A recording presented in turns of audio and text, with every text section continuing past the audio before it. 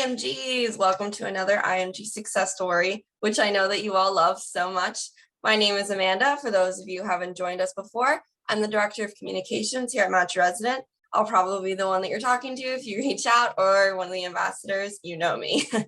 And I'm going to throw it over today to one of our guests. I'm very excited for her to introduce herself and get going. Well, thanks, Amanda, for having me here. I am Sisira Santhosh. I come from India. And so, like you said, I'm a non-US IMG who just matched into a combined medicine and pediatrics program in Michigan. I'm so happy to be here. I'm so happy to guide a lot of IMGs and non-IMGs as well. And yes, I'm very excited. And a combined match, that's very rare too. That's exciting. I'm excited to talk about that. So when you started, obviously, like I feel like now the applicants who a year ago, you're where they are now, people who are starting to figure out how to get going. How did you kind of like, there's a lot of steps. It can be kind of scary. It can be really stressful. How did you start it out? Like once you realized I want to go to the US for residency, not exactly sure when you realized that, but once you realized that, how did you start getting everything prepared? Well, I would say that my journey kind of started out of randomness. To be really honest, I never had this goal of pursuing USMLE until I even finished my med school.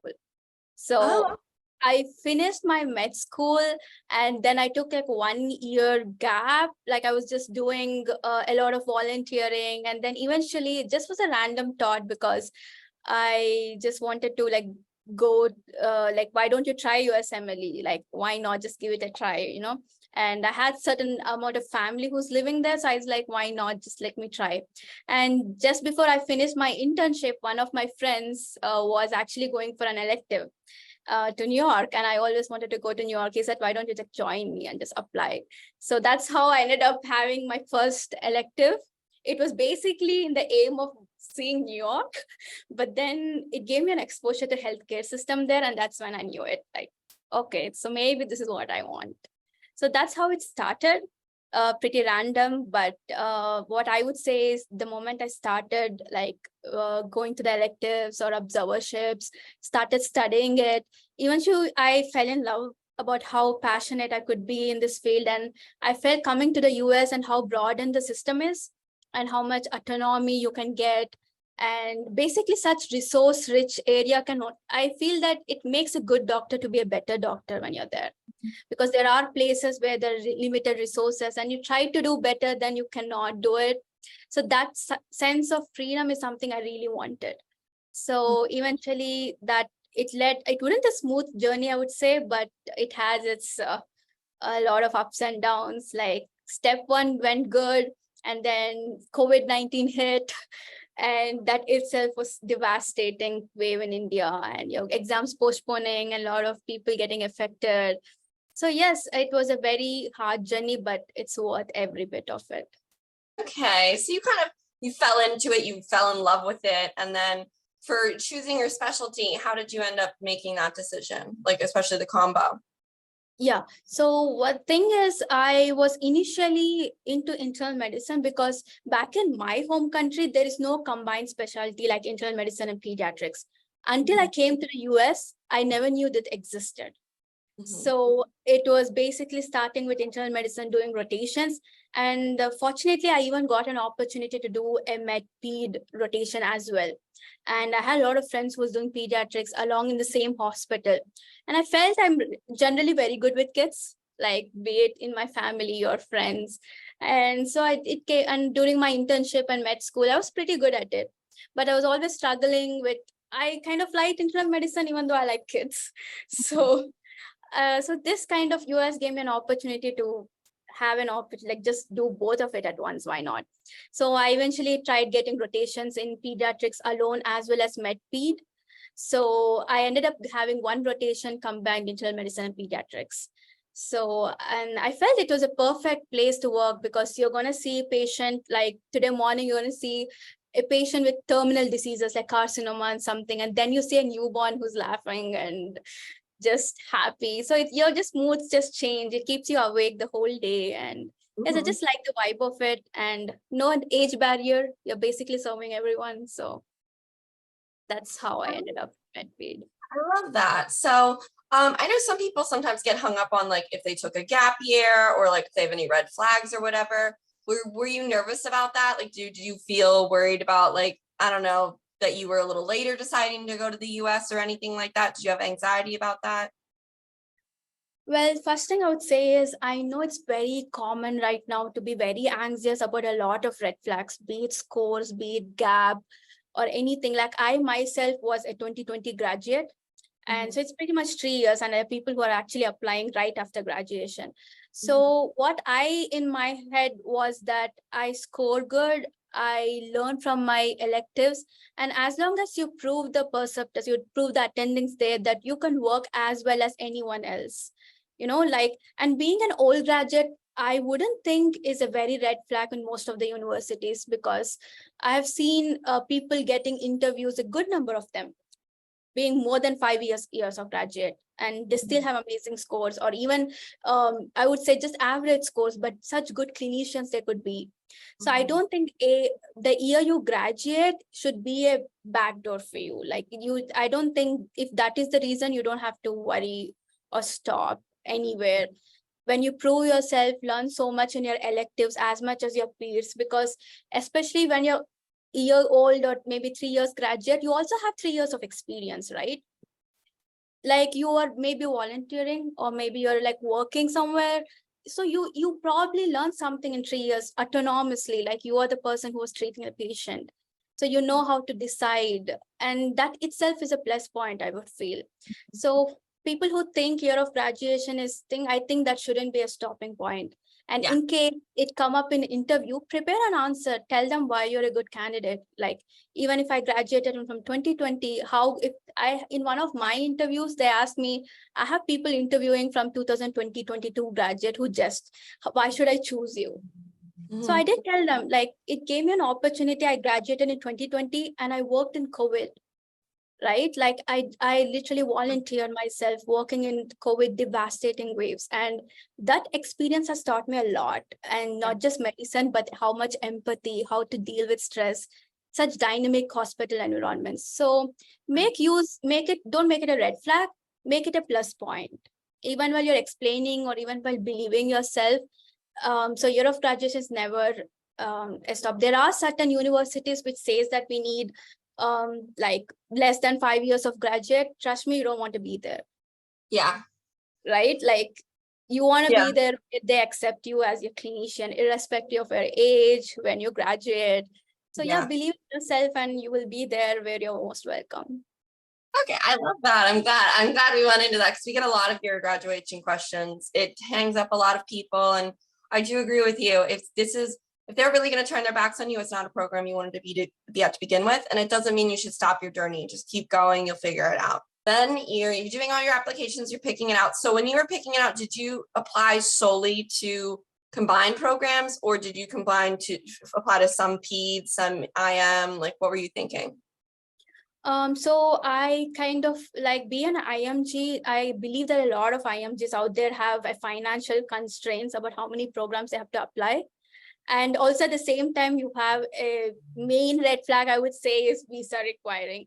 So that you need to make sure, so that itself kind of puts a barrier on the number of programs and where you want to apply. So make sure what you really want. For me, it was internal medicine and pediatrics, but I did not apply solely on pediatrics because I was very sure I want to do internal medicine. Either with pediatrics or without pediatrics, internal medicine was always there. And I also wanted to do pediatrics. So combined was there, but not only pediatrics was there in my process of making a list. But either ways, while making a list, make sure what your CV and personal statements shouts. So I see that a lot of people apply broadly, but when you're applying broadly, make sure you also make a separate personal statement. Like if you're applying for family medicine, make sure you have a personal statement for family medicine, why you really want to do and make sure at least have 1 or 2 rotations in every thing you want to apply in.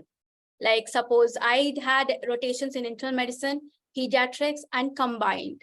So it was a very good thing for me. I could apply for each one of them. I did not apply family medicine because none of my CV or my application or personal statement really matched with family medicine. And it wouldn't be like a righteous way to apply for a program who has people dedicated to family medicine, right? So first thing is make sure what you want.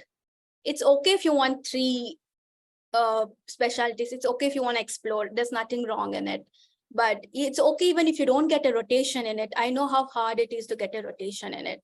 But at least try to make a personal statement, like why you couldn't do that rotation, but why you want to do it, why you want to explore that place. So be very honest while you're doing personal statements and when you're doing a CV, and make sure you put out right there why they have to interview you, because there are sometimes you apply for family medicine without your personal statement or without a CV, and maybe you got an interview through connection, which is all right.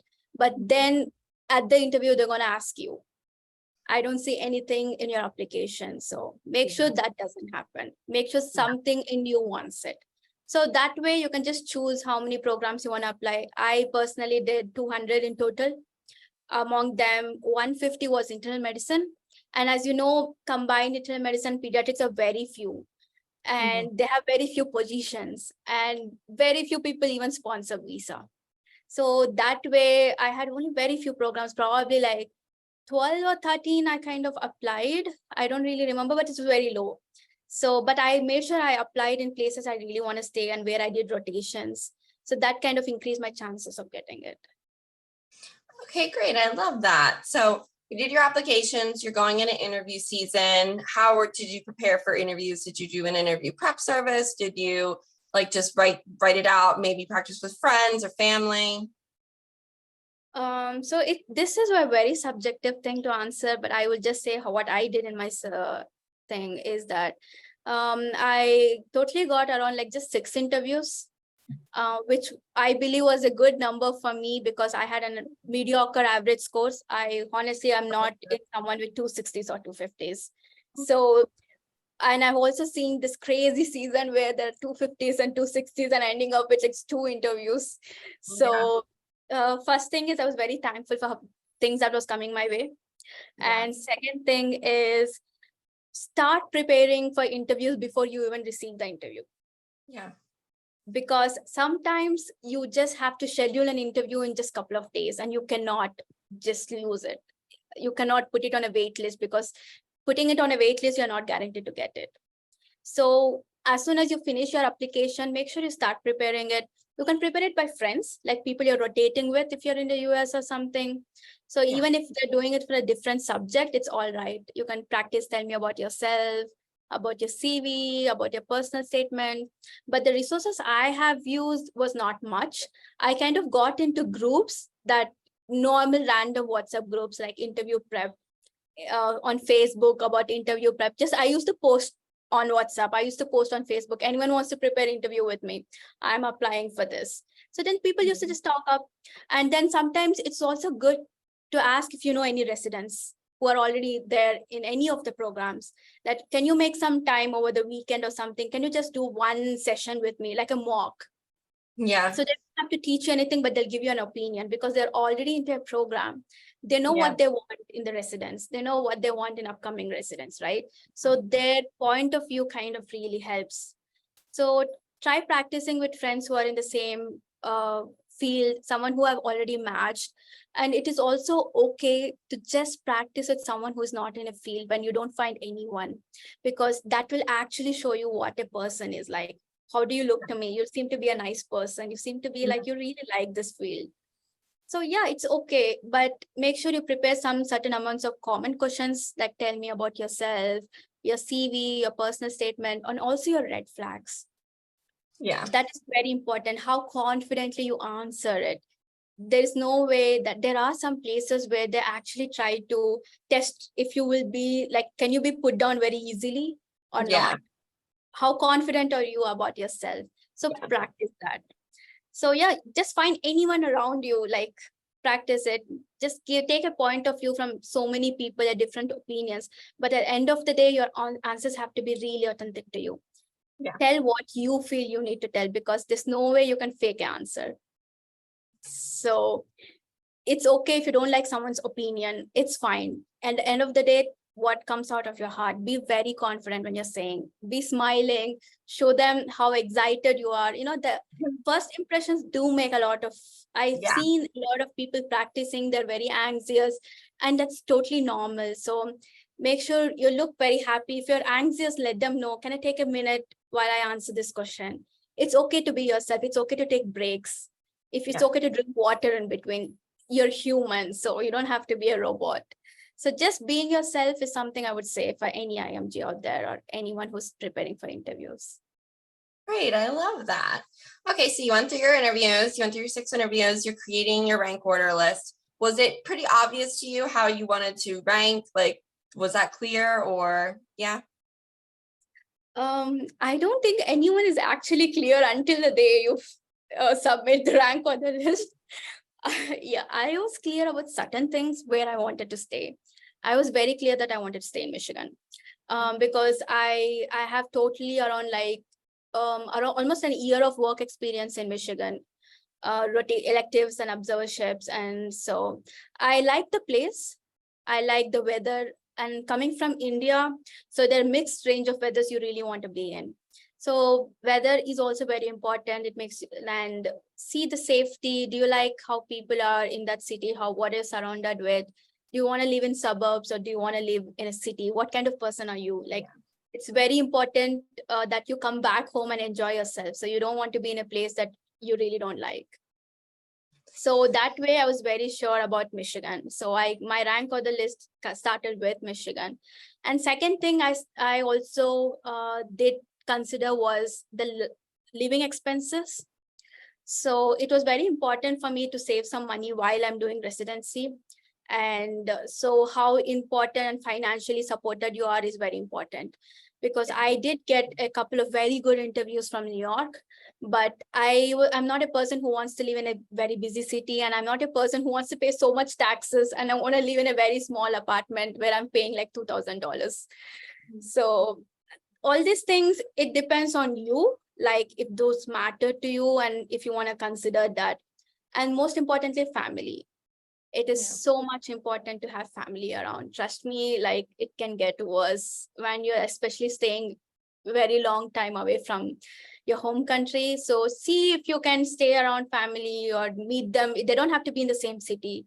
Maybe a 1-hour flight or 2-hour flight is still good.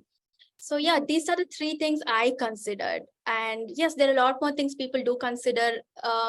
That is the university specific. Like if you have university interviews, it's always good, right? Like you have research and what you want to do, like fellowship.